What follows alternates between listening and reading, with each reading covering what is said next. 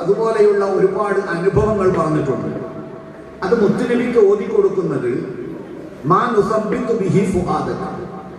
ഇതിലും വലുത് പണ്ട് പോയിട്ടുണ്ട്. തങ്ങൾ ബേജാറാവും വേണ്ട. അബൂജഹലിനേക്കാളും വലിയ ഫിറൗന് പണ്ടുണ്ടായിട്ടുണ്ട്. ആക്ഷേപങ്ങളൊന്നും തങ്ങൾ ബേജാറാകണ്ട. മൂസാ നബി ഇതിനേക്കാൾ കേട്ടിട്ടുണ്ട്. ഇങ്ങനെ പറയുന്നത് എന്തിനാ? ഹൃദയത്തിന്റെ സ്ഥൈര്യം വർദ്ധിക്കാനാണ്. എം.എ. ഉസ്താദിന്റെ അനുസ്മരണം നടത്തുമ്പോൾ ഈ കാലഘട്ടത്തിൽ യുവാക്കളായ പണ്ഡിതന്മാരും സംഘടനാ പ്രവർത്തകരും മുതഅല്ലിമീങ്ങളും സ്ത്രീകളും എല്ലാം ഇതിൽ നിന്ന് എന്ത് ലഭിക്കും എന്ന് പറയണം.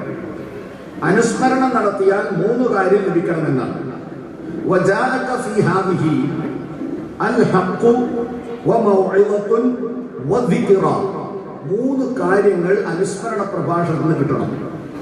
എം.എ. ഉസ്താദ് അന്ന് ഇവിടെ ദർസിൽ ഓതിക്കൊണ്ടിരിക്കെ തന്നെ തൊട്ടടുത്ത മഹല്ല് എന്ന് പറഞ്ഞാൽ ഇവിടുന്ന് റെയിൽവേ സ്റ്റേഷന്റെ ദൂരമല്ല, അതിനേക്കാൾ ദൂരമുള്ള ഇടത്തൊരു ഉസ്താദ് ഉണ്ട് എന്ന് കേട്ടപ്പോ MC എന്ന പേരുള്ള അബ്ദുൽ ഖാദർ മുസ്ലിയാർ എന്നാണ് പേരെന്ന് ഞാൻ ഓർക്കുന്നു.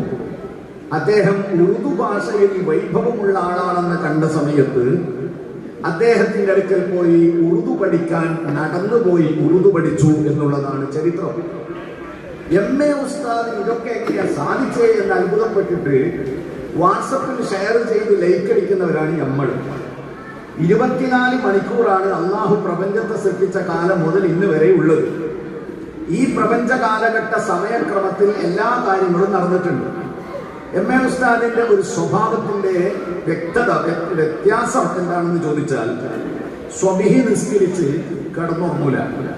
സ്വബിഹി നിസ്കരിച്ച് വിറുതുകളെല്ലാം കഴിഞ്ഞാൽ ഉസ്താദ് കിബിലയിലേക്ക് നോക്കി ഒരു ഇരുത്തവുമുണ്ട്.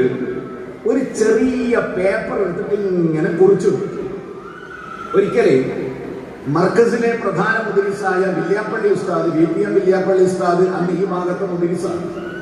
ഓരോട് ഏടെയല്ല ദർശനമുണ്ടായെന്ന് ചോദിച്ചാൽ പറയും എം.എ. ഉസ്താദ് ഏടെയല്ല പോകാൻ പറഞ്ഞ ആടെയല്ല ഞാൻ ദർശനമായിട്ടുണ്ടെന്നാണ്.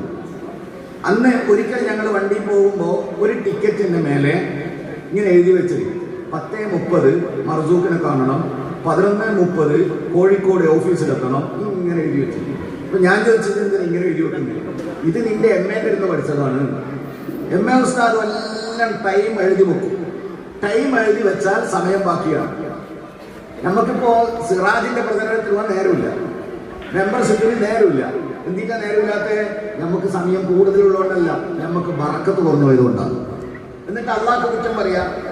ഇപ്പോഴത്തെ മൊബൈൽ ഫോണല്ലേ എഴുത്തിന്റെ എല്ലാം ചാലകശക്തി. ആ മൊബൈൽ ഫോണിൽ നിങ്ങൾക്ക്